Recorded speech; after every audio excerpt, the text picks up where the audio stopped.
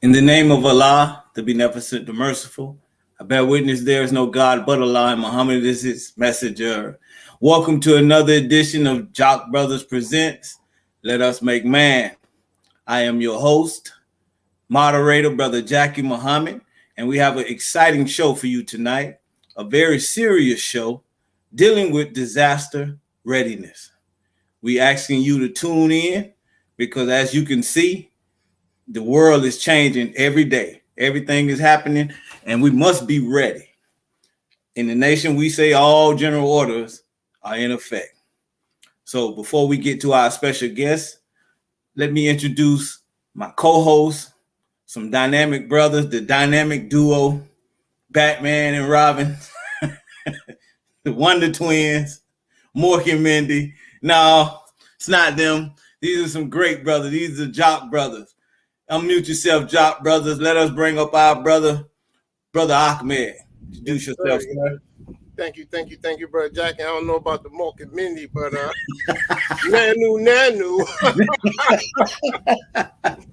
Come on now. Yes. My name is Brother Ahmed. I thank you all for taking time out of your busy schedules to join us on this inspirational, motivational, educational, power-packed show, disaster preparedness, right. disaster readiness. Let's get ready for the shock of the hour. Let's get our kits ready. Let's get our homes prepared. Let's get our families prepared. Today is the show.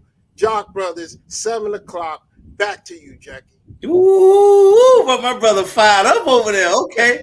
But what we did not mention is our brother Ahmed is a newly renowned author. Oh man, he's an author. So let us he along with him being a Renaissance man, a philanthropist, he's now an author. So let us bring up our next co-host, a brother you already know, a brother we know and love, Atlanta born, Brother Kawi. Let's go, soldier. Assalamu alaikum, family. I hate to come behind Ahmed after that, brother. I can't match that energy, soldier. I'm just gonna do what I do though. Thank y'all for tuning in again to another episode of the Jock Brothers Presents Let Us Make Man.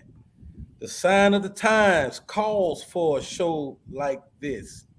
And we got a sister on our show today that, this is what she have dedicated herself to over the last few years.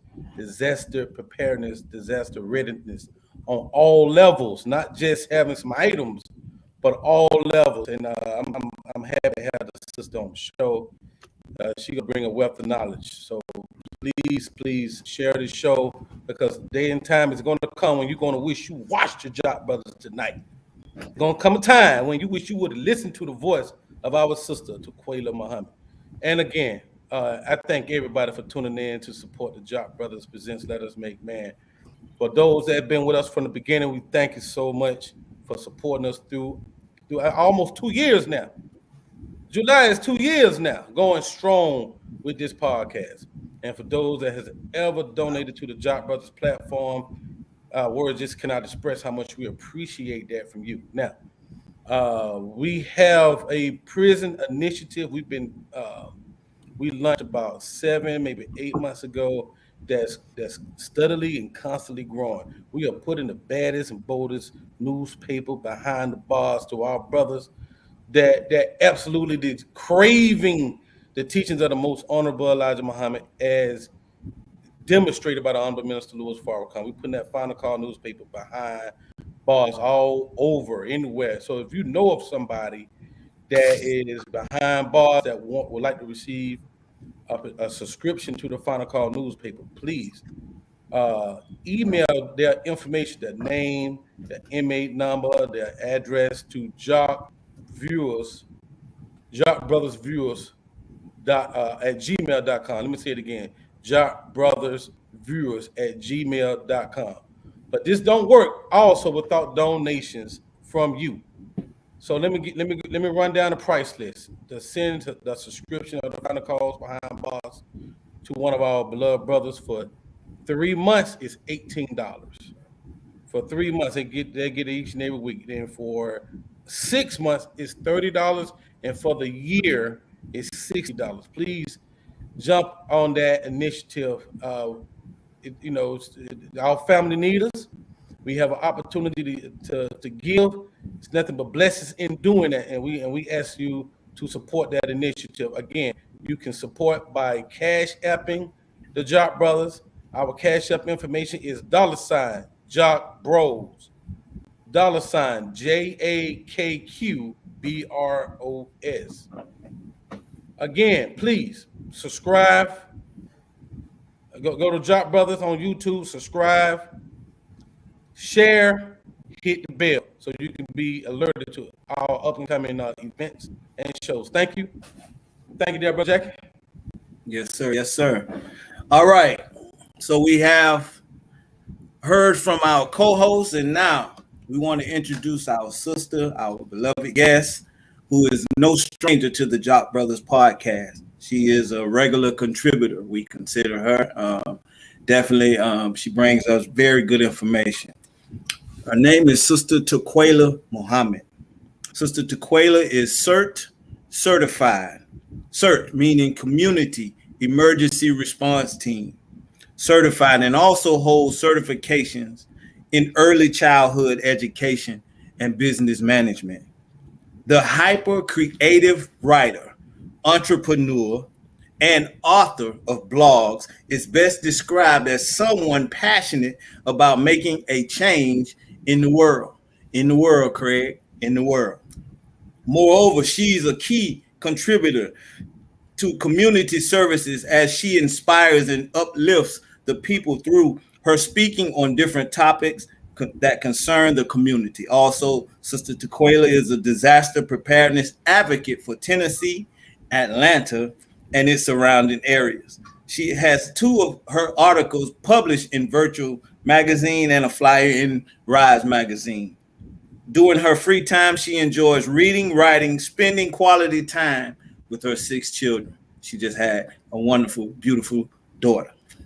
And also, she recently self-published her first children's book, Disaster Readiness for Children, When Surviving Isn't a Choice. This is a beautiful, beautiful copy of the book. Brother Ahmed just showed us a beautiful copy. So, Sister Islaminamerica would also hold a pen and a piece of paper, writing everything she could think of since she was a child. Little did she know that she has begun her journey into becoming a renowned author and content creator. And since then, she has decided not to turn back. So, Jock Nation, let us welcome with a round of applause, Sister Islaminamerica. Assalamu alaikum, my sister. Walaikum salam. Walaikum salam. Beautiful, beautiful. Yes, ma'am. Happy to have you. Happy to have you. Disaster readiness. Disaster readiness. What is disaster?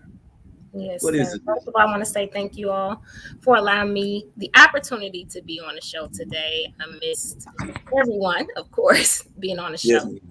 I want to start out again in the name of Allah, who is the most merciful. I bear witness that there is no God but Allah, and I bear witness that Muhammad is his messenger. I greet you all again in the greeting words of peace and paradise. Assalamu alaikum. Wa alaikum salam. Thank you. All right, disaster preparedness, disaster readiness, pretty much. It's just basically what it says, being prepared the best as possible for any disaster. We know we can't prepare for all disasters, but you want to be at least prepared for some of the disasters. So just mind, body, spiritual, mental, and if you can't physically prepared at this time. What are some examples of a disaster? Maybe someone lives in a hole somewhere and they're not paying attention. So maybe you can tell us what is a disaster, or examples of disaster. Examples is tornadoes, hurricanes, floods, heavy rain. You can do tsunamis, bugs. Anything can be a disaster. Shootings, killings, this COVID-19 plague, that's a disaster. I mean, disaster comes in many shapes and forms, basically an overabundance of something that we can't control.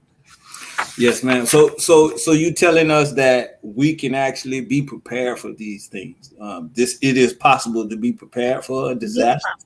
It is definitely possible to be somewhat prepared. Again, you're never going to be able to be prepared for all of anything. If you live in the West Coast or you live up north, you may prepare for snow, but snow may come one day in Florida. It might be a summer day, and then you may get snow, and they're not prepared for that. So you can't prepare for everything, but just having the mindset to know what to do during basic disasters will help you to cover a multitude of other disasters as well.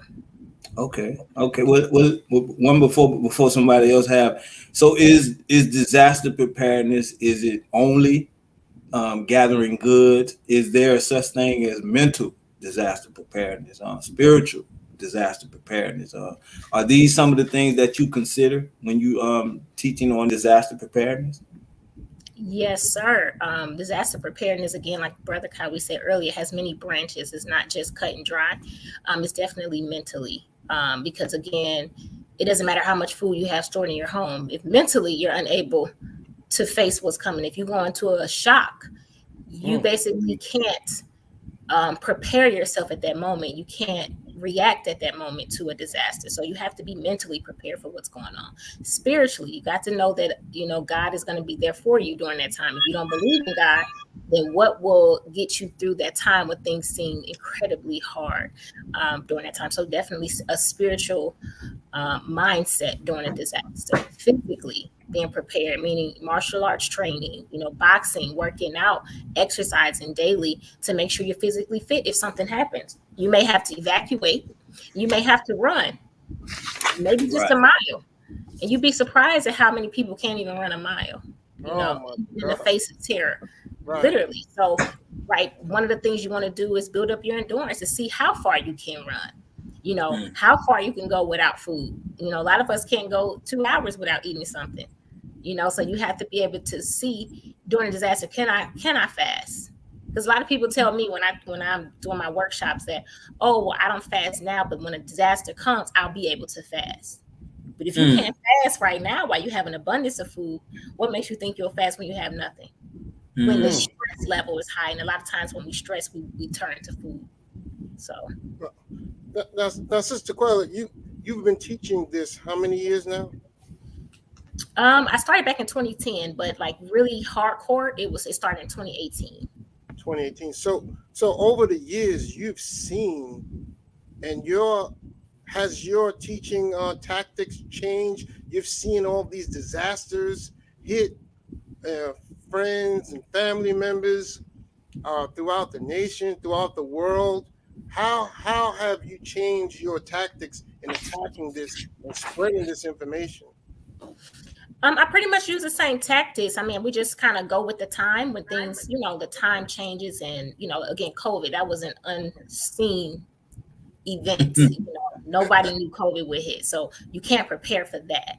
But again, if you were somewhat prepared and listening to the advice that I didn't get from myself, but I learned disaster preparedness from the Honorable Elijahmuhammad, Honorable Minister Louis Farrakhan. I got into it through that, and then I went and branched out and started researching and studying different things. So again, we were somewhat prepared because again, when it was outages, when they had shortages, we were prepared. We had enough food, we had things in bulk, we had water, because we already were told to store these things in our homes for 3 to 6 months already. So whenever it was told, okay, people would run out of tissue, I didn't panic. There was no water in the stores, I didn't panic, because I already knew that we had to be prepared for that.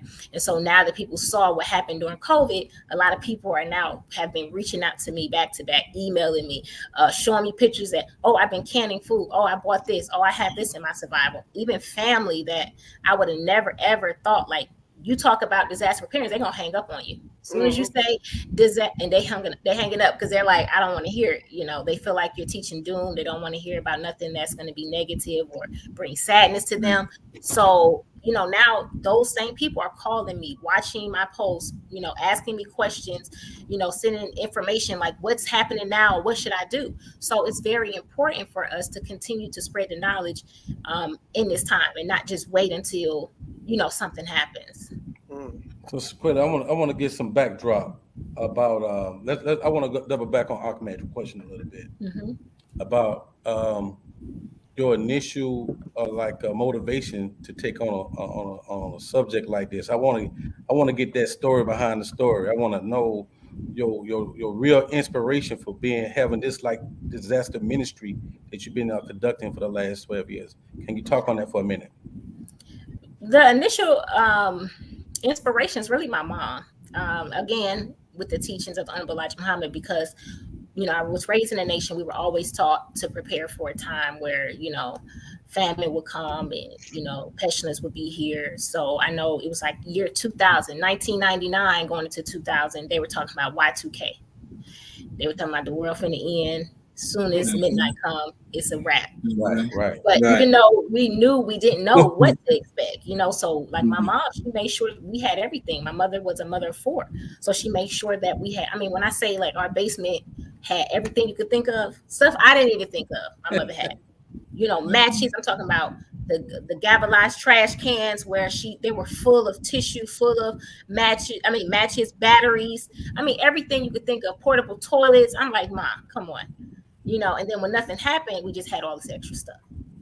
But for me, as a child back then, I felt secure knowing that if something was to happen, that we would be all right.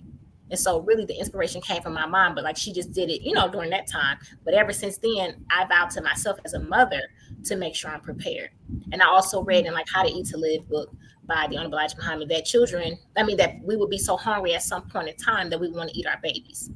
And every time I thought about that, it just made me cringe because I can't even imagine being that hungry. So for me, that was a start, making sure that I was going to have enough food and water, because I couldn't look down at my children and they're asking me for food and water and I have nothing to give them. Like, I don't see what type of mother would be able to handle just the pressure of that. Your child is crying because they're hungry. So after that, I was just like, okay, let me just, research about it. I started researching, I started studying, and then I started having workshops. When I had workshops and teaching people about, disasters and things to do to protect their family, things that you can have, basic things like water and, staple good foods. People started asking where I can buy this stuff from, where they can get this from. And then I started actually bringing things to my workshops. And that's how Ark Survival started, which is a store. And it has a symbol of the Ark because, again, we're told to, only 2 people can go on, based off the biblical story. But whoever was on there, that was it before the doors closed. That was the same. Whatever you need to have after that before the doors closed. And so now I started my store. I would bring things and I would literally sell out every time I had a workshop. Because once I spoke about these things, now people are like, okay, now where can I get this from? Okay, you said 10. Now I need to get it 10. So I just started having it. And then I realized this is a necessity. This is a need for our community because you can't really find these things. We got Amazon now, but back in the day, you could not find a lot of these things. And I was able to get them at discounted prices in bulk and wholesale. And I was able to offer that to our community. Oh, beautiful. Let me ask you this as well, Sister Twin. Now, some of the things you was getting for disaster, do you use it? Do you practice it from time to time? The reason I ask that is because I know a brother that he stocked up. He had a nice little like disaster preparedness stock or stash. And one day the lights went out. It was completely dark. And we had no idea when the lights were going to come back on. So I guess he went to go get his generator, and he didn't know how to use it. He tried to use other things to give light or to just give a little comfort. And it was a house full of people. He did not know how to use his equipment. So my question to you is, have you are the stuff that you prepare for? Do you have? Is it tried and true? And if so, if there's like some of the things that I guess the directions you can give the people that's listening as to what they can do to get themselves not only mentally ready but equipment ready. Yes. That's the number one key with anything. You can't say you're a doctor or a nurse if you haven't really worked on any patients. You have to be able to say that something works. And again, in certain situations, it's not going to fit all. I have been out in the wilderness, I would say, like camping, but we camped for disaster preparedness purposes only. And I hated it. I'm going to be honest with you. It was not the greatest experience, but there was an experience because this is the reality of what we had to deal with. We went out there and all we had to do was live off the land. We did have tents, but that was it. Everything else we had to do with whatever equipment that we had. One of the things I experienced was bugs. I don't know if they call them chiggers or something like that. Some little tiny bugs that just bite you. like worse than mosquitoes, and be inside the tent, but somehow they're getting in there. And I mean, it was too much. We also had to deal with like rodents. There was raccoons. Raccoons. I always tell this story, but one of the it was some brothers there too. So we had sisters and brothers there. And then one of the brothers, he took a rock, he saw a raccoon and he hit it. And so, because they were coming to get our food, they kept, we kept looking up at the table and you see a raccoon on the table. So we turned around and we're sitting on our little chairs, and then we look back up and all you see is eyes all around. Like he got a posse of raccoons to come back. So things like that you don't think, and of course I have certain things like even in my kit, but again, the stuff in my kit is not going to fit every situation. The stuff that I put in my kit is just basic hygiene products. I put food products, I put water. This is if worst case scenario. For example, there was a disaster not too long ago where they were stranded on a highway for like 2 days. And imagine being on a highway and not having the things you need to go to the bathroom, it being super hot and you having not one bottle of water in your car. You know what I'm saying? You have no tissue. You don't have nothing in your vehicle. So the kits that I have are like 3 days, and they're there for that type of crisis where you'll have it in your car, or you'll have it at your job, or you'll have it somewhere where you'll have the basic necessities to make it through the next couple of days until you can figure out what to do next. And so, yes, you have to use the things that's in there. Before, when I started, I used to put like food in there that I used to buy that was the rationalized food that they would give you. And I finally opened it and tasted it, and I was like, what am I giving people? Because it was so disgusting to me. Now, I guess in their mind, they're thinking in the case of a disaster, you're just going to eat it because you're hungry. But again, you want to make sure you pinpoint what's in your disaster preparedness bag. You want to know what you like. You want to make sure you're preparing for if anybody has any medical conditions, if anybody's diabetic. You always want to have something available at that time. So when I make bags, I make them standard, but then you can add whatever you want to put into your bags. So for me, it's best that you start out by starting to get some of those disaster preparedness items. And a lot of it you can find around your house that you don't even have to purchase, and start putting it back together to have what you need on hand. And that, I really appreciate the question that Kobe asked, because my question was similar to that in having the equipment and going through drills. And that was a perfect scenario that you made, that the family can get together and go out on an outing, a group of family members or community, just to see and experience having to deal with your basic necessities. But is that something that's encouraged, in using your equipment and taking it out and using that as going through drills, or doing it in your home? Just, hey, we like back in the movies, you'd hear the sirens going off during war, and they're going through drills, almost like when you were in school and they had fire drills. Yes. We prepare our families like that on a regular basis. Yes, that's absolutely necessary, because we don't know what to do, and you don't know. Again, we're so used to the lights going off and them coming back on in a short period of time. Right.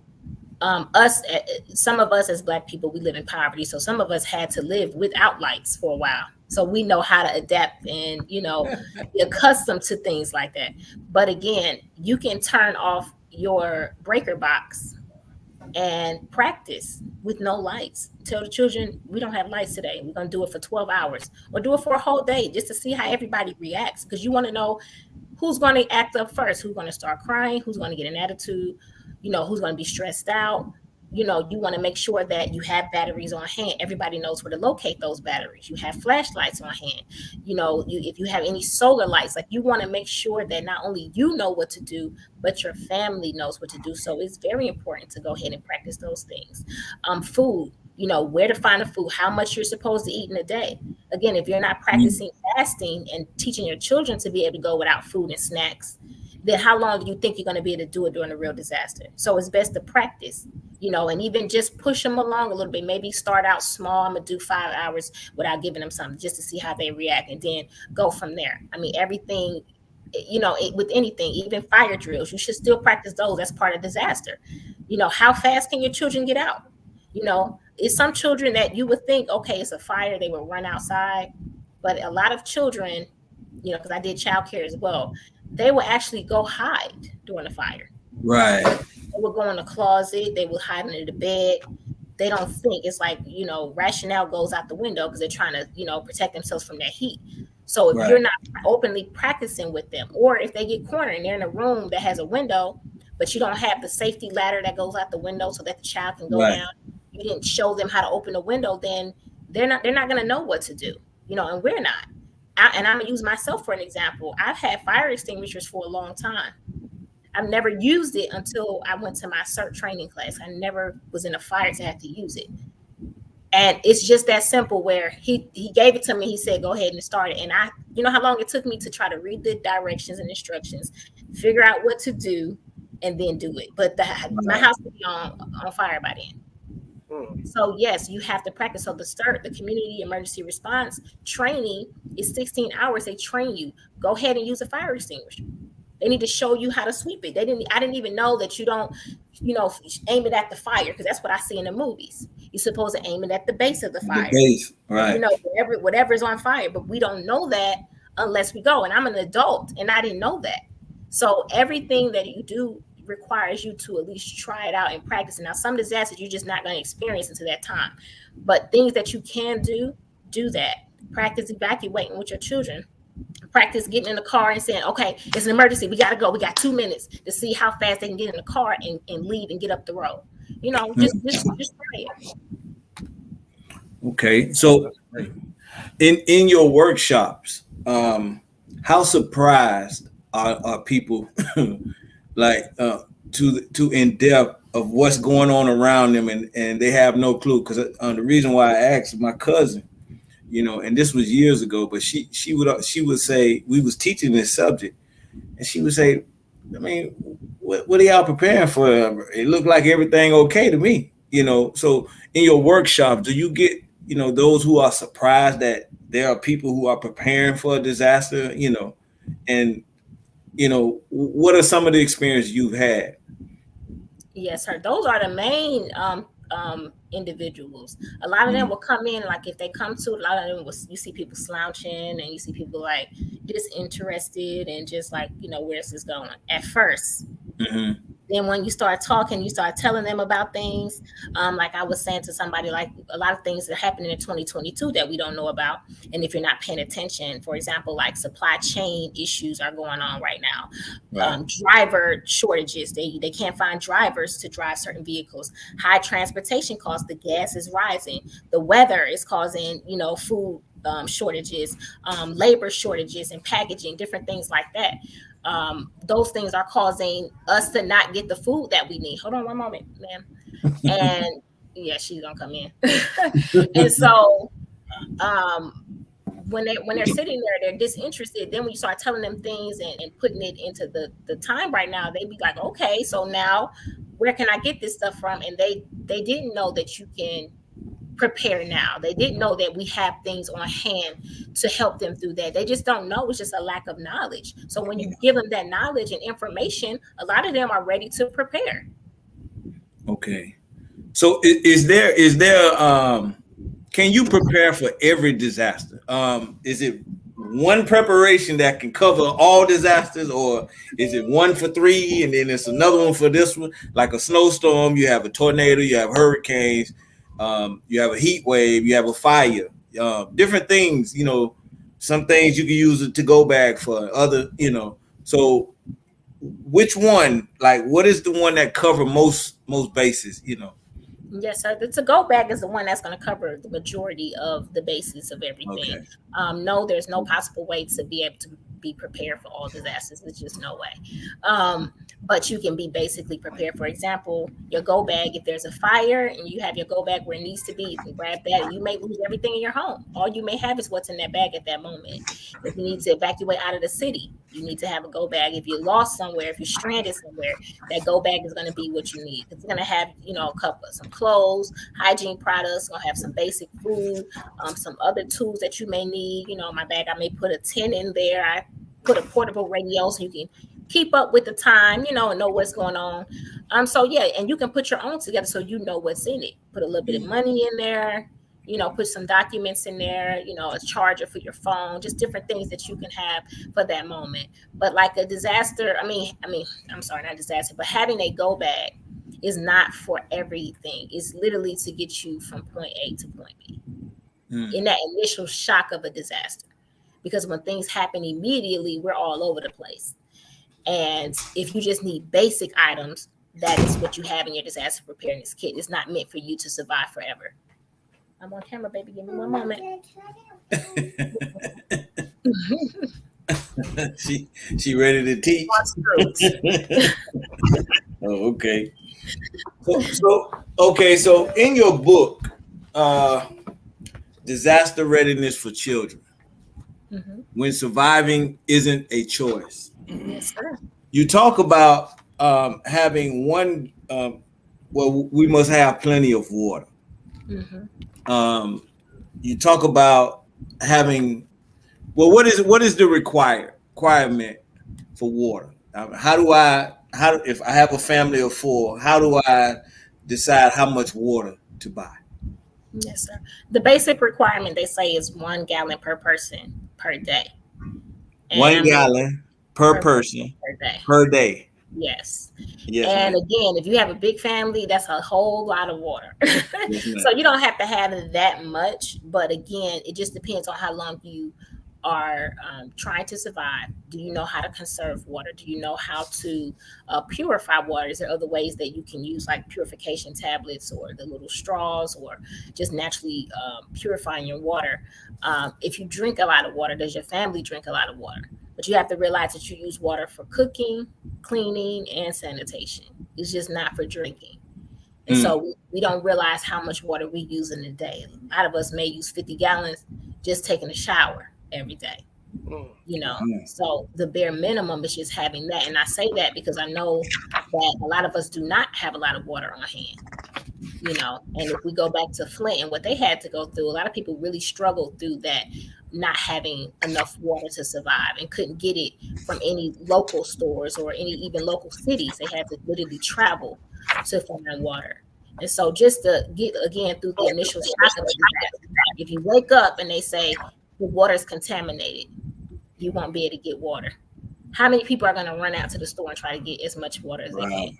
But by the time you get out there, somebody already beat you to the time, or the line is already wrapped around the building because everybody's thinking the same thing.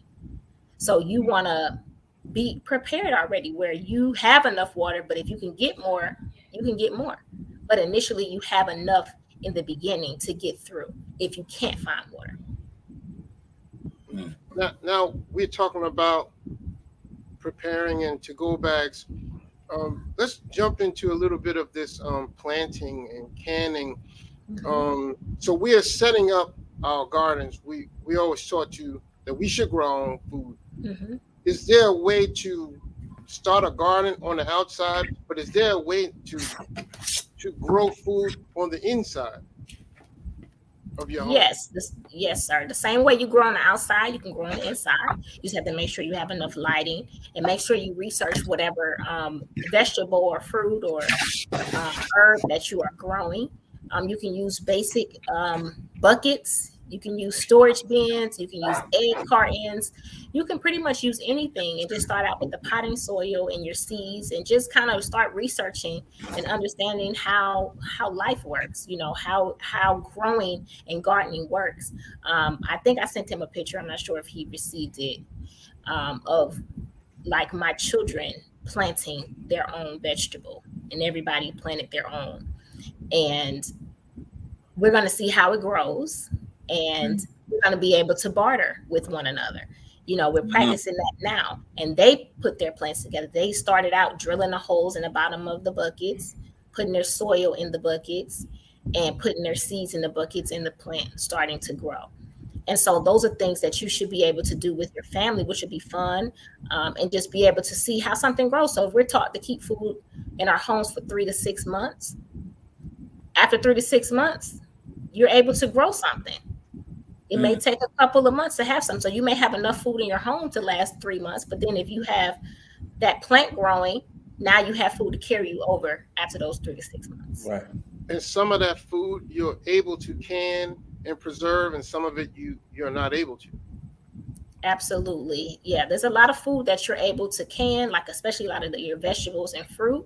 And we are taught right now to can, because even the supplies are going up right now. Jars are very expensive. Sometimes you can't find them. So now's a good time to take that food that you garden, especially if you're not able to eat a lot of it, and go ahead and can it. And you can look up, it's a sister named Sister Colette here in the Nation of Islam who does canning. And so you can follow her. I believe it's Canning with Colette. And she teaches you the fundamental principles of how to can. And it's very important to make sure you have enough jars of food for your family, where you're not able to go to the store and just get those commercially jarred food or those commercially canned food. You want to have what you need in your home. Let me ask you a question, Sister Tequila. We've been talking disaster for a long time. For some reason, it's like I've been to several classes. The attendance is low when I go to these classes. It's like everybody hear the disaster talk, but ain't nobody necessarily responding to the disaster talk. Right. What do you say to that? I mean, what's your attitude toward that? One, how do you feel that what can we do to, like, I guess, light a fire upon the people to really take this subject serious? You're already doing it on the show by hosting individuals who speak about disaster preparedness and just putting it in the light. Because a lot of people are thinking about it, but again, like you said, they don't really want to talk about it, or they don't think that it's going to get that bad. They think at some point things will get better, that the prices are going to go back down. Just like COVID will be over. But even though COVID's over, we have a whole bunch of things that we have to do right now. I had looked up the percentage of inflation in the last couple of years. And like before COVID, it was low. Now from last year, it was like 4.7% inflation. And already this year is 8.5% already. Everything is going up. And so when people are starting to see it with their pockets when they go in the store. So now they're interested in knowing, okay, at this point, how can I save money? How can I stock up more food in my house because everything's going up? So the more you keep talking about it, people will get it. Some people, they're just never going to get it until it's just too late. And you can't worry about those individuals. But the ones that you can help, and like I said, I've been teaching about this for years, and there's some people that completely ignored me for the first few years. But those same people have reached back out to me and have asked me questions, have sent me emails, and have showed me their supplies. Like, I've been stocking up. I got tissue to last me for the next year. I got water to last me. How do I store this properly? How do I do that? So trust me, they may not say it out in the open, but it's definitely questions being asked about how to stock and store and what I need to have, because they actually can see now what's taking place in this day. So, Sister Tequila, I was looking at the list you have in your book, with your to-go bag, and I wanted to talk about some of the ingredients and just So, why Pedialyte? Yes, Pedialyte is just for like severe dehydration, not just children, but adults as well. So it's just like it has electrolytes and things in it that, like, if you're outside for a long period of time, let's say it's super hot, because heat is also a disaster. A lot of people had heat strokes. We got to go back to Hurricane Katrina, and those people were sitting in that dome, and they didn't have they didn't have nothing to drink. You're talking about diabetics. You're talking about children that have went a day, and 2 days without water or drinks. So you want to make sure you have certain things in your kit for dehydration. So that's why I put it in there. Okay. What for children? Absolutely. What about a satellite phone? A satellite phone, because again, we already know all communication is going to be down. So anything that you can do with satellite or solar powered or solar panels, you want to make sure that you put a lot of those things, in your kits. And some of the things I'm gonna show you here that I do have, just because you mentioned that, is like a charger that's solar powered. So this is one of the things that I do sell. And this is a solar powered charger where you can actually just lay the phones on there and charge. Really? You also can plug it Wow. in with the USB port. I'm not sure if I'm showing it right. And be Yeah. able to charge your phone. So imagine you left out the house, you thought you were going to come back home to get your charger, and you were stranded somewhere, you couldn't get back home. You have a phone that's at 1% juice, and you're stuck somewhere. You can't, you don't have a way to contact anybody.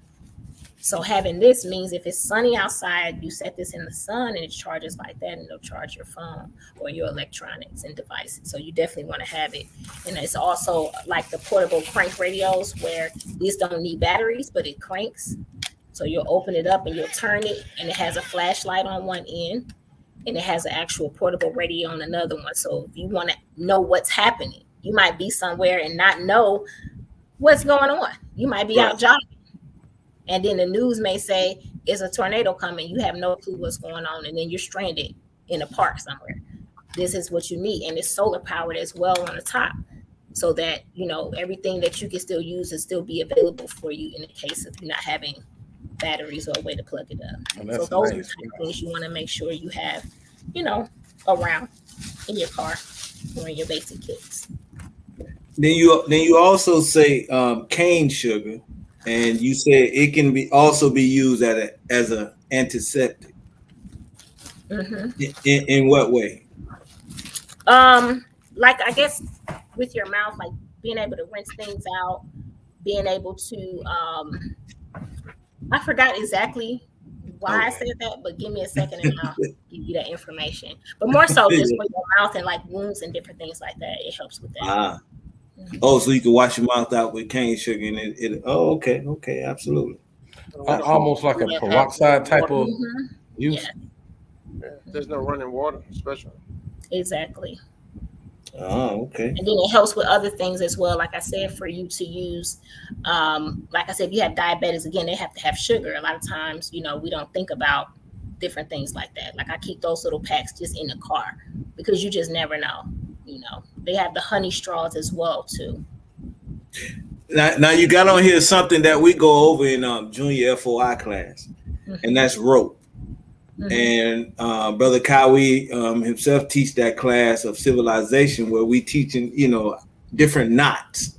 And it definitely it was my experience at work one day. We was something came loose on the truck, and this white guy came over there. He tied this knot, man. I'm talking about it. This knot was, it was like perfect. I'm like, damn, I should have went to the damn Boy Scouts, man. I don't know.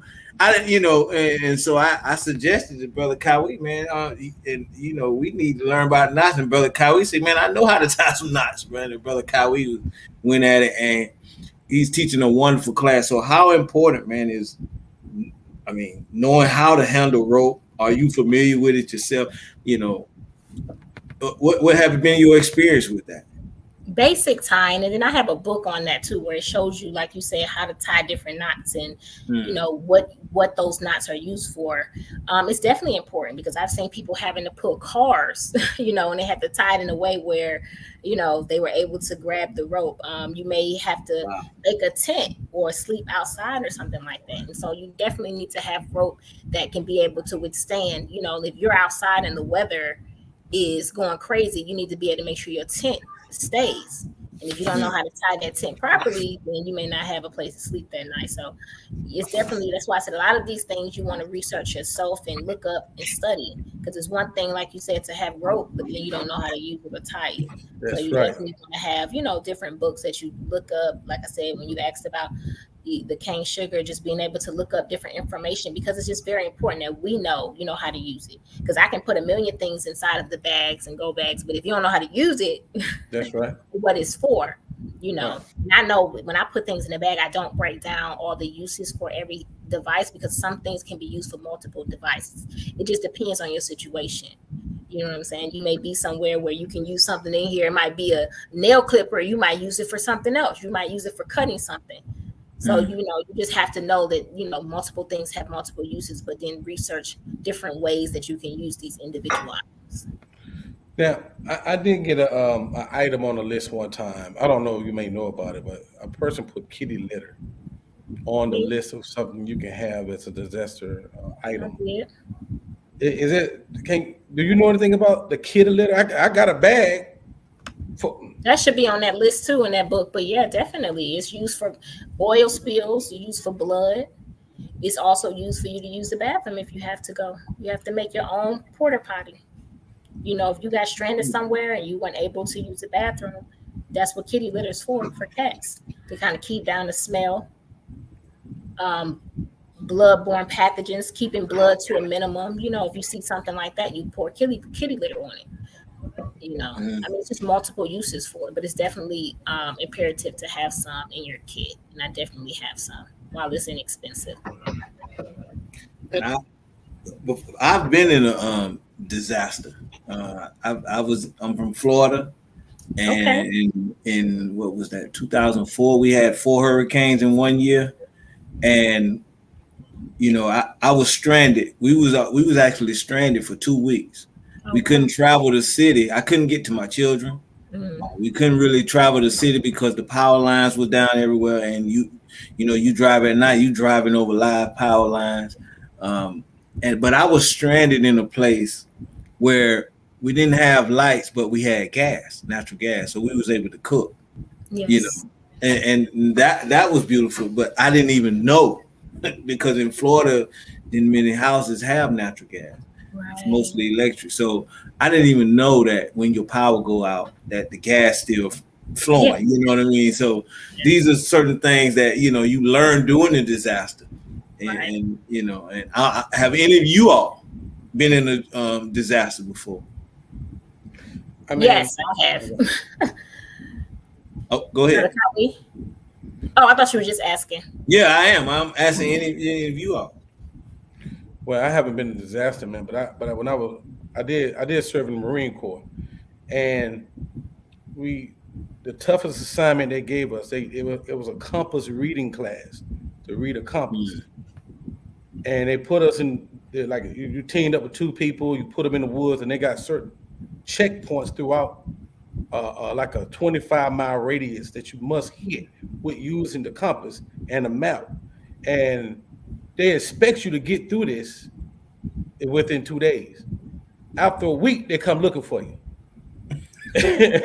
So I didn't get through there in the 2 days, and they don't really expect you to. They know when it's your first time, like, doing this training, unless you have prior training with a compass, then you can get through it. But if you don't have prior training, you're not going to make the 2 days. So after the second day, you know, we had the food supply that's gone. You know, we had since it's 2 of us, we have what's called a shelter half, which is half of a tent. And I have a person with me. He has the other half of the tent. So that make the whole tent, what we call the shelter half, and canteens. And we had to figure it out, man. I mean, it was no food. It was the water was gone, and so it wasn't a disaster that was like a Katrina, right? But it was a situation in which you had to know how to survive. And I mean, we did a terrible job of it. At some point we just started walking straight and we didn't make no turns, we didn't read no maps, and we got to the end. We got out the forest, but man, you know, this class right here just reminds me. I call this a class, actually. I don't call it a class, because we just don't know at what point where a disaster is going to hit us, and it's not going to be prepared. That's why we get insurance. That's why we get life insurance, auto insurance, because we just don't know when the disaster is going to take place, accident, and you just want to be like equipped to deal with it on all levels, mentally, especially. Yes. You want to know the application of it. So that's what I got as far as an experience with a disaster case. Yeah. Now I wanted to. I wasn't in a disaster per se either, but I was stuck. And this is the next question that I wanted to segue into, Sister Quayla, after you talk about your disaster experience. But I was stuck on the highway in Atlanta. In Atlanta. Twice when they had the ice storm. And the 2 inch. Wait a minute. Are you from New York, right? Yes, sir. And them 2 inches. Yeah, I got stuck. Couldn't even drive. But yes, sir. I used my New York skill and integrity, and I got through. no, but that was my next question, because like Brother Kawi said, you don't know when the disaster is going to hit. And I heard you speak about in some of your training to have not only disaster kit at home, but you should always have an extension in your car, because you never know when it's going to hit. But that's the next question after you speak about your disaster experience. Yes, well, we just had one maybe last year, I think, yeah, early 2021 or something like that, but we didn't have power for like 4 days. And I didn't live in the house. That house I was living in did not have gas stove. The house I live in now has gas stove. So we've had power outages here, and we were able to still cook, boil water. It's like nothing stopped. But then when you're in a home where you don't have any of that, but we still function. It wasn't really, I literally was so calm through it. It wasn't that bad. I'm from up north Cleveland, so I'm used to the snow, and I have been in cars where I was stranded in a blizzard before. And I didn't have as much stuff in my car, but I wasn't prepared. So that was one of the things that made me say, make sure you have something in your car. Because back then, I mean, I was freezing. I think my car cut off. I didn't realize that nothing worked, like the battery had went off or something. So I couldn't roll like the window up. It was just a lot going on at that time. And it makes you think, like, when you're in that situation, what do you need to prepare? And imagine your car cutting off in the dead of winter and not being able to start, so I definitely understand. Yes, ma'am.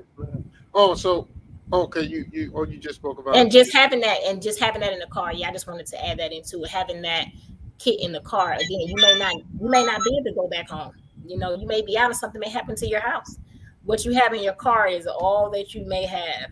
You may be at work. You may be driving somewhere, again, like you said, brother, stranded somewhere for 2 weeks and not able to leave your state or city.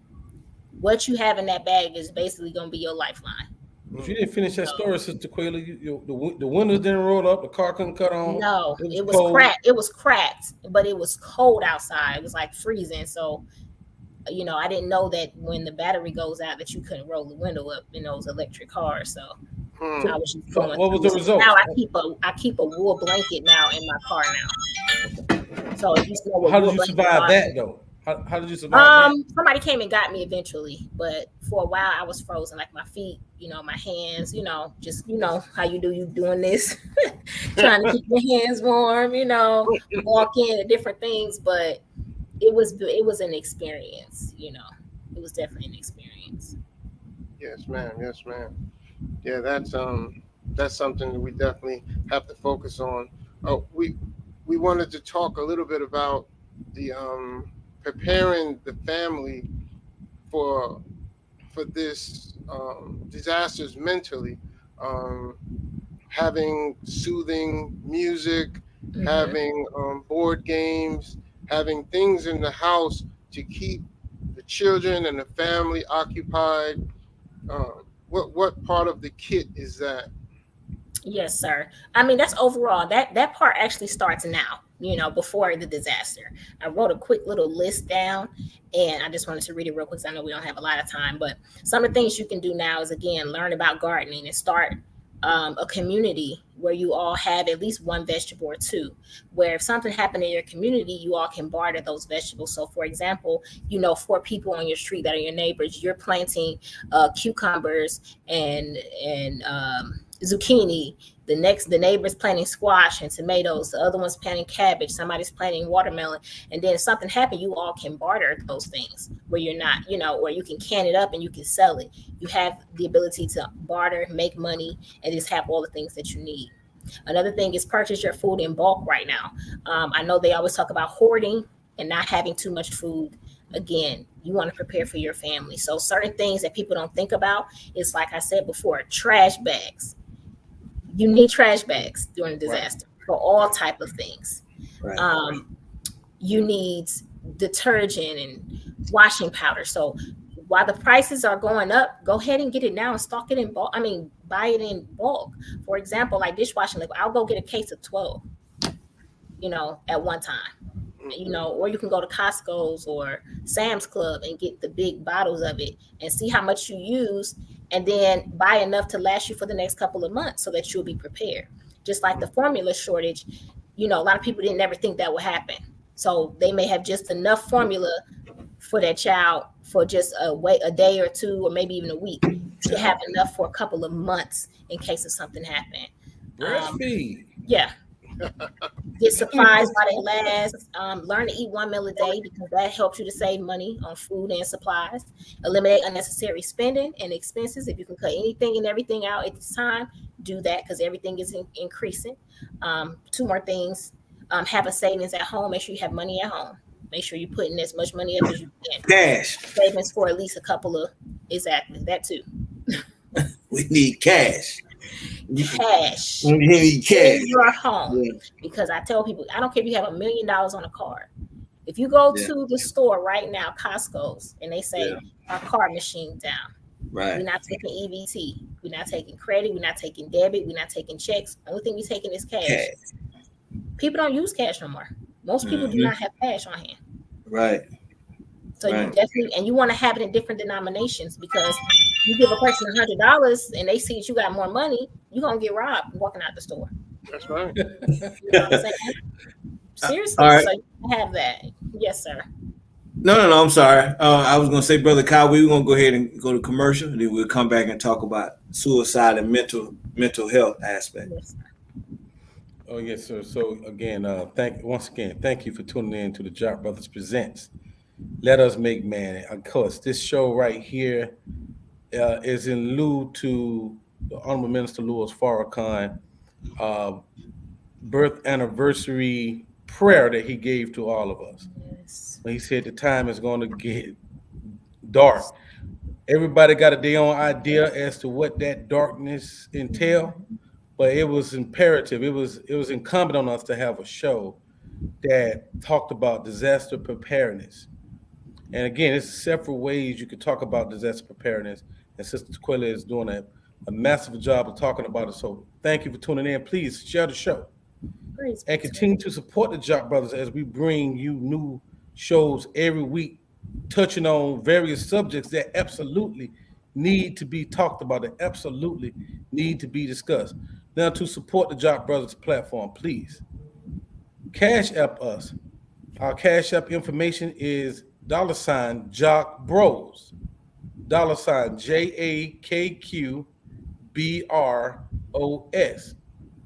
And again, we have a prison initiative that we launched about 7, maybe 8 months ago that's constantly growing. And the Final Call newspaper, I had no idea it was so desired behind the bars, but it is desired. And thanks to those that have supported us previously, man, it's just an honor and a pleasure for us to have such an initiative where we can supply the Final Call paper behind to our brothers that's incarcerated, our guards that's incarcerated. It keep the peace in the facilities and where they at. It keep them growing mentally, and it, of course, keep them growing spiritually as they feed on the words of the most honorable Elijahmuhammad and Honorable Minister Louis Farrakhan. Let's keep in mind our brother, our great brother, Ahmed. He's now author. You can put that now. Honestly, though, national traveler.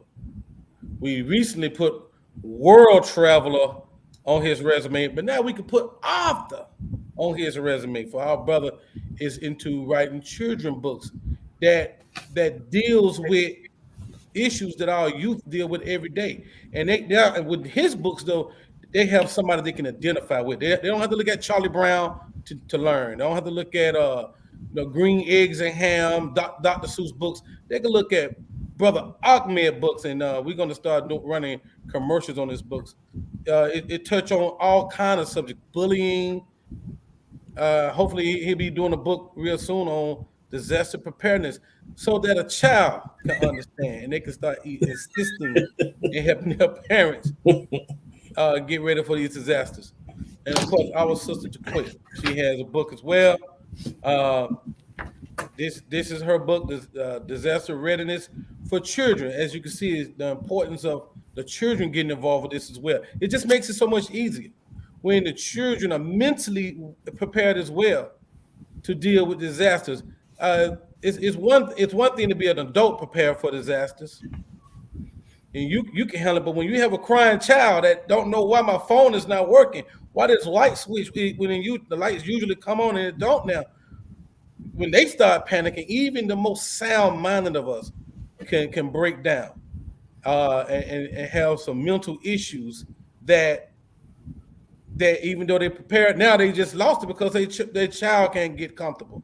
And so I hope that's a good segue into what Brother Jackie was he wanted to get into the mental aspect of disaster preparedness. But once again, please support the Jock Brothers platform. We got a lot coming your way. Once again, $JAKQBROS. Thank you. Back to you, Brother Jackie. Yes, sir. Yes, sir. All right. So, Sister Tequila, we were speaking the other day, talking about the mental aspect, mental preparedness. What, if any, is there any exercise mentally that we can do to prepare ourselves? Now, I do want to say that the Honorable Elijahmuhammad in How to Eat to Live says that fasting strengthens the nerves. So I'm wondering, is there any type of exercise, mental, exercises that we can do to strengthen ourselves in preparation for a disaster? Yes, sir. Praise be to Allah. We were offered a tool called Dianetics. If you don't know what that is, I suggest that you go ahead and look it up. It's basically a tool that's used to help, mental illness, post-traumatic stress disorder, depression, a lot of things that we're dealing with, just regular stress, just being Black in America every day, that's stress. That's the main tool, I would say, but also therapy, talking to individuals, journaling, writing things down that are bothering you. I would say meditation, being able to sit and just do nothing but breathe, listen to your breathing and just be in the present moment. Those are the main things I can think of, because whenever a disaster does happen, you will have post-traumatic stress disorder, especially if a loved one was affected, if someone passed away during that time. Again, like you said, if you lose all your belongings, you don't have anything. How does that make a person feel when they've lived in this home for 20, 30, 40 years and then their home is gone? I watch a lot of shows on disaster preparedness, a lot of documentaries of people who have went home or have been in the face of a real tornado that literally demolished their home and family. And they were able to get through it, but they did have to go through a lot of psychotherapy, talking and writing and journaling. So I would definitely use those things as tools. And like you said, fasting now to strengthen ourselves during that time, because a lot of the things that we don't know what we're going to face in that hour. And some things are going to be so shocking that we may not even mentally be able to pull ourselves out of it. But you want to have everyone around you that know what to do, in that case as well. And again, the tools I would say is Dianetics. And it's such a big, branch with Dianetics. You really have to study it and get into it to really know how to use the tool to be able to help each other during that time. Go ahead, Brother Ahmed. And well, basically what Brother Jackie was saying, the mental aspect of it, of being prepared. How does one prepare to start preparing for that mental shock of the hour? Yeah, like I was mentioning earlier, a lot of it just starts now, like just pretty much starting to prepare yourself. For me, what works for me is watching things that have to do with disaster preparedness. So like I said, I watch a lot of documentaries and see what people had to face right on. I watch a lot of disasters, like even things that are major, like tsunamis. When it was one in Japan that took place, and as I was seeing it, I just couldn't even believe it. I mean, it literally wiped out a city within seconds, minutes. Right. And the people afterwards was just like zombies. They were so in shock that this happened like that. So you just have to put yourself mentally in that mind, because a lot of us can't even imagine things happening like that. So that would be the first, is watching things, studying, researching, a lot of information online, how to prepare for things, how to survive, how to snap out of shock, how to snap out of, like a mental breakdown that you're having, how to help someone else that's going through it. You know what I'm saying? During that time, you only can do so much, but first is again starting to help yourself, making sure you're okay, so that you're able to help others. Reading, studying, again, doing a lot of prayer, to strengthen yourself during this time, and making sure that you know that God is the best knower. So everything that happens is happening by his active and permissive will. And I know we hate to hear that, but that's a reality, and we have to be accepting to that. He said, we're taught if you didn't want to die, then you should have never been born. So we all have to die. Right. Reality, But again, being able to survive as long as possible, since we don't know what's on the other side, that's our ultimate goal. Right.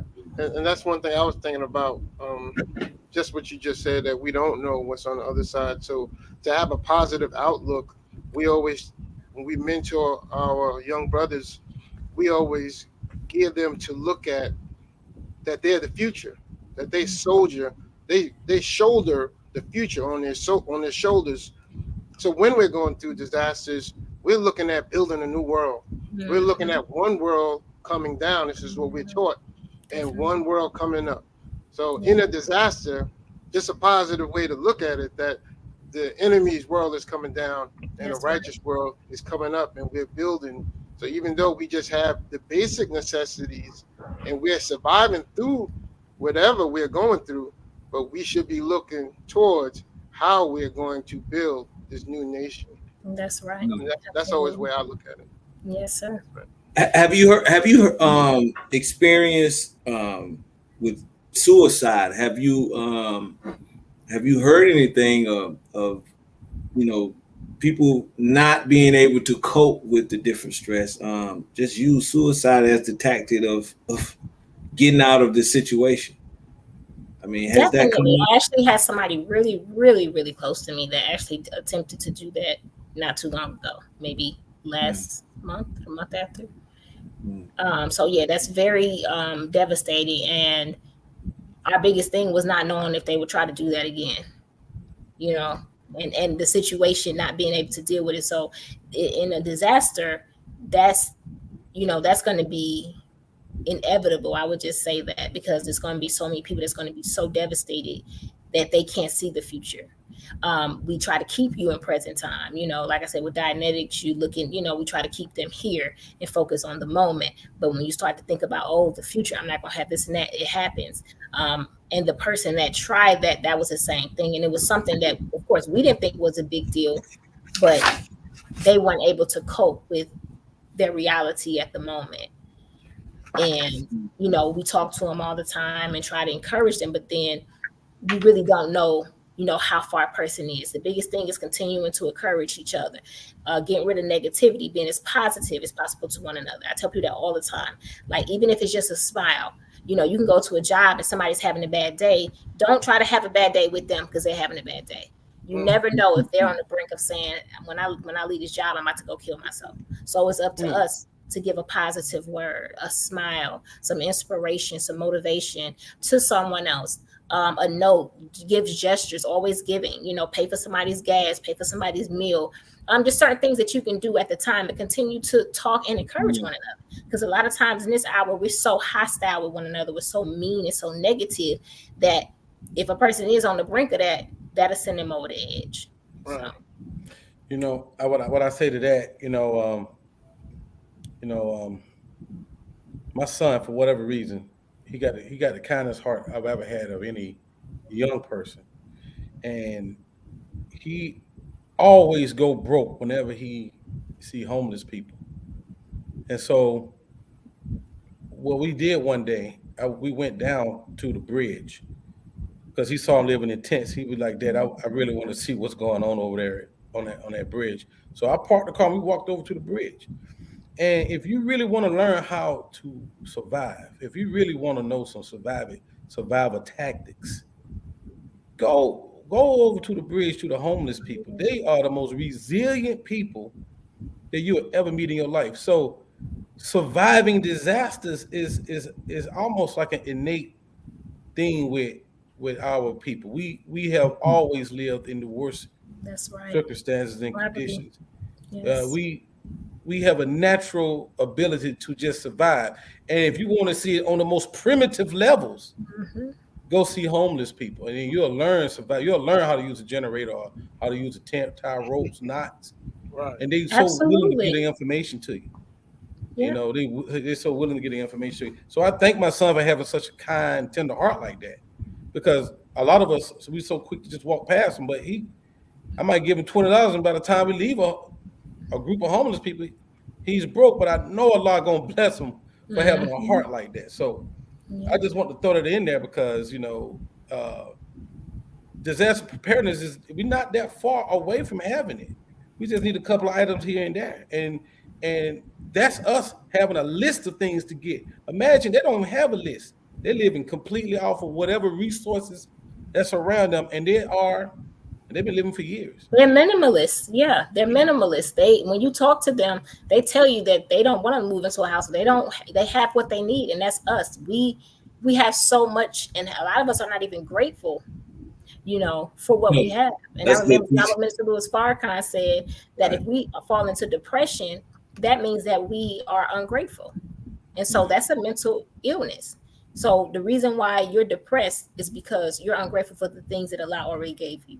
You have life, you can breathe, you can think. And so we have to put people's mind like that. And I did the same thing. I would take my children to homeless, to the park and feed the homeless, or we used to participate in volunteering at the homeless shelter and things like that. So I wanted them to see you complain one time.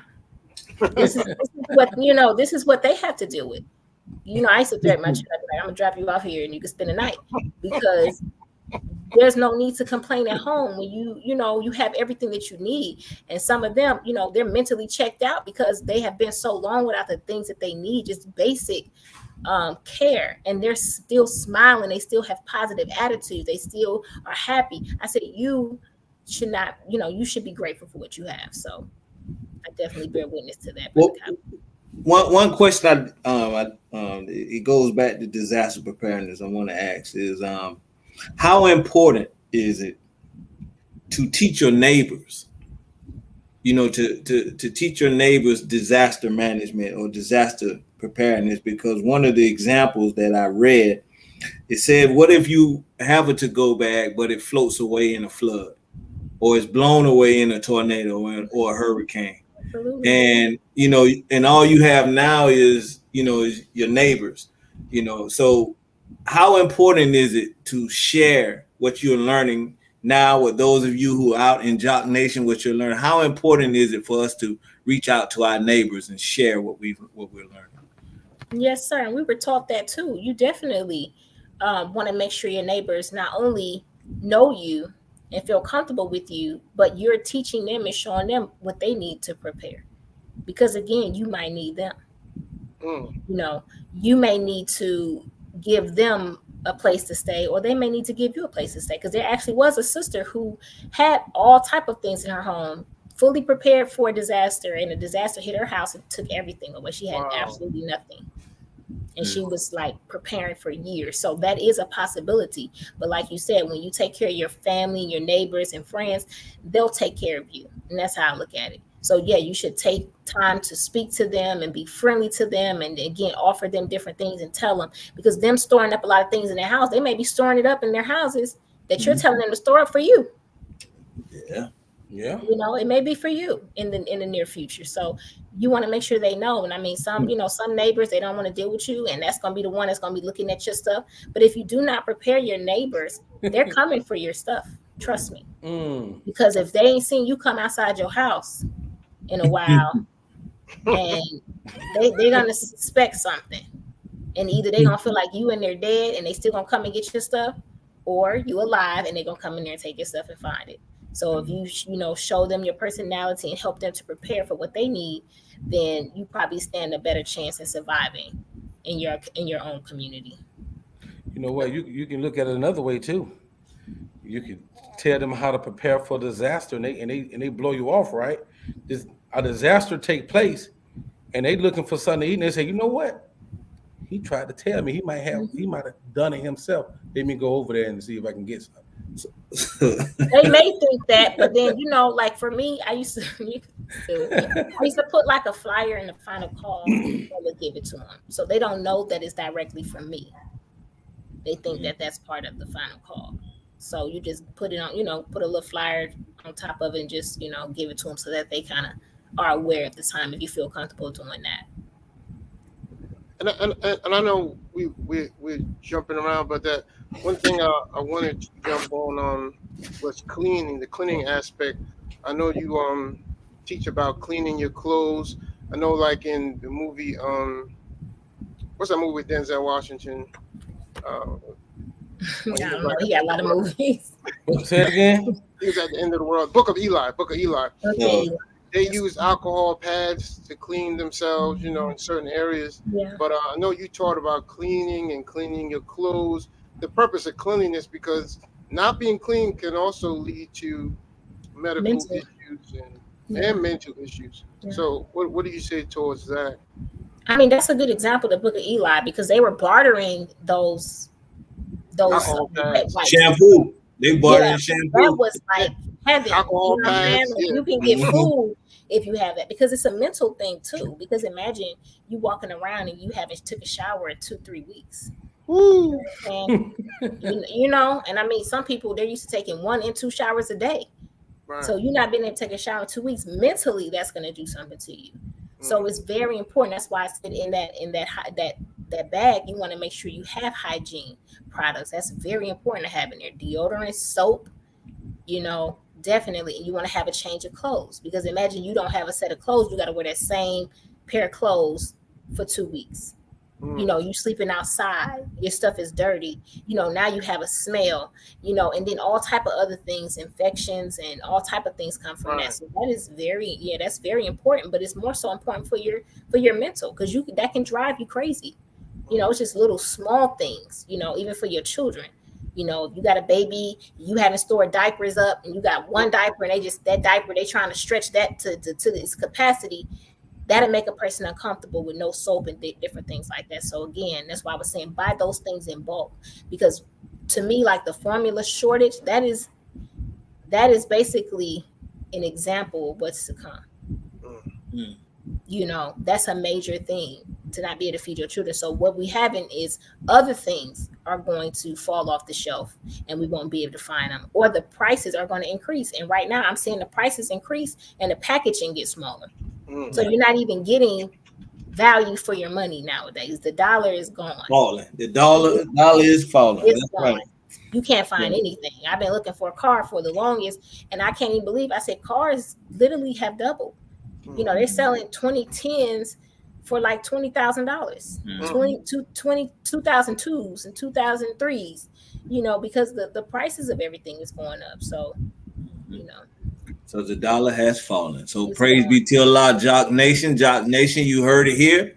And we definitely need to prepare ourselves for the disaster that is headed our way. We have been warned by the most honorable Elijahmuhammad, the honorable Minister Louis Farrakhan. We cannot say we didn't know. All right. So Sister Tequila, we are closing out. If you'd like to give Jock Nation some words of comfort, some words of wisdom, some words of a to-do list. Yes, sir. All praise to Allah. Again, thank you for allowing me to be on the show. Thank you for coming. The thing is following the Honorable Minister Louis Farrakhan's words and his guidance and his time. It's very imperative that we go back and listen to these lectures. One in particular is The Time and What Must Be Done, the series. Go back and listen to that, the criterion. Just go back and listen to these lectures, because he's given us fundamental information in this time. And don't take for granted preparing yourself and your family now. Do not take that for granted. If it's things that you can get and purchase in your homes, go ahead and purchase it. Is it somebody you can give that information to and forward it to? Continue to do that. Follow me on Instagram. I'm under Divine by Nature 1 or Ark Survival Surplus. And you can go to my website as well at www.arksurvivalsurplus.com. And if you have any questions, feel free to inbox your sister. I definitely will inbox you back if I get your message. And again, thank you so much. And again, thank you to the Honorable Minister Louis Farrakhan and our Southern Regional Minister, Abdul Sharif Muhammad. I'm grateful to be on the show. Thank you. Praise be to Allah. Thank you for coming. Praise All right, brother Kawi. Oh well, so Sister Quill, I really appreciate you coming to the show and just and cracking atoms the way that you crack these atoms. It just it's so many different ways you could have took this show in terms of giving us information for disaster preparedness. But I think you put it in the easy, digestible way for us to at least get moving on something. Just get the ball rolling. And so again, you've been doing this quite a long time. I know you're seriously passionate about saving lives. Yes, sir. And you know, again, I said it before to other people that's passionate about whatever endeavor they're on. But you know, Allah knows best where to put His message, and He put this message in you, and you are not sitting on it. And I like the way I like the way you move out. Now, I didn't get a chance to see your husband on the show. Yeah. I know He has the I know baby. he's smart. He has the baby. Yes. Okay, well, I praise definitely be wanted to him Allah. to be on it. I don't know if he's still watching. I think he has the baby. Yeah, So he was your biggest fan in the beginning of the show, man. He was yeah. blowing up the He's always airwaves. like that. So now give my brother the greetings. Yes. And thank you once again for gracing us with your presence. Assalamu alaikum. Yes, sir. Walaikum salam. All praise due to Allah. Yes, ma'am. Brother Ahmed. Yes, sir. Bismillahirrahmanirrahim. In the Quran, it says, "O people, keep your duty to your Lord. Surely the shock of the hour is a grievous thing."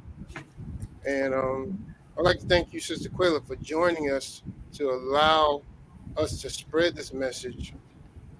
The great thing about the YouTube and the internet and these platforms, that we're able to show it, record it. Our people will be able to see it over and over again. Even when they go through things, you have your Instagram, Facebook, and your website, that they're able to go on and see these things, even if they didn't listen. And then they go through something, or their family goes through something, that they can say, "Hey, let me go back and check what Sister said, because now it's serious." So I implore all those watching, Cash App Sister, support her channel, support her mission, because she's doing the work that some of us are not doing. So let's empower her. Let's support her so she can do more research and help us and educate us in being prepared for the shock of the hour and these days to come. Again, we thank you, Sister Quayla, for all the hard work you're doing. We thank you for being inspired by the Most Honorable Elijahmuhammad, Honorable Ms. Louis Farrakhan, and our regional minister, Brother Abdul Sharif Muhammad. Please keep up and continue to work. We'll definitely be calling on you constantly, because this is a message that must be heard and must be given to our generation now, generation later, and our children's children. Thank you so much. All praise due to Allah. Praise be to Allah.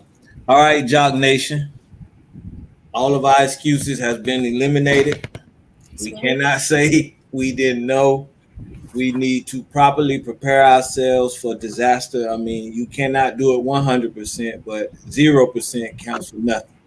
So let us put together a to-go bag, prepare our families, have fire drills, have disaster drills, whatever it takes for us to be prepared. Let us get in the best shape. As our sister has described, we must get in the best mental shape, the best spiritual shape, and the best physical shape that we can be in. We want to make sure we can at least not even just run a mile, walk a mile. So we definitely want to prepare ourselves. Let us support our sister. Let's get the disaster readiness for children when surviving isn't a choice. When surviving isn't a choice. So let us get ourselves prepared. I watch those movies, Purge. These white boys like making these kind of movies where they could just go and just kill everybody in the neighborhood for whatever reason. That's They right. like making these. So if it's in their mind, we want to be prepared. And if it's a disaster, that's the opportune time, because the police are busy, emergency are busy, so people want to do strange things. So let us get ourselves together and let us not take this for granted. No mystery, God. Let us get ourselves together, and then we can win. And we can win. I mean, we'll be successful by Allah's grace and mercy. He will cover us. So thank you, Sister Tequila. Thank you, Jock Nation. But Jackie, since we mentioned the book, I just wanted to show my book real quick. I know they were that we mentioned it once or twice, but yes, sir. Oh yes. Lal and the Bullies. Let us support our brother Ahmed B.I. B.I. Publishing. He has his own publishing company. Oh wow. Where your picture at, brother? The picture that I like with the ascot, brother. Where's the picture? Okay. So look, let us support our brother. We support our sister. They're both renowned authors. They're going on tour soon. We'll have the tour date listed on the website. So inshallah, support, man. Let's do the work. Now, let us remind you, our sister has 6 children. She is making no excuse. Oh no, you off count, brother Jackie. Sir, you wrong, brother. Yeah. I said 6, but that was in the book. That was the article. But I had 7. Yes, ma'am. Our daughter, my niece. She's almost 6 weeks. My niece. That's right. Yes. So that's what it is, brother. Look, let us support. Our sister makes no excuses. Brothers, we can't make no excuses. We didn't know, Right. So look, let's go ahead and make it happen. So, all right, brother Ahmed, take us out. Thank you, Jock Nation. Another one.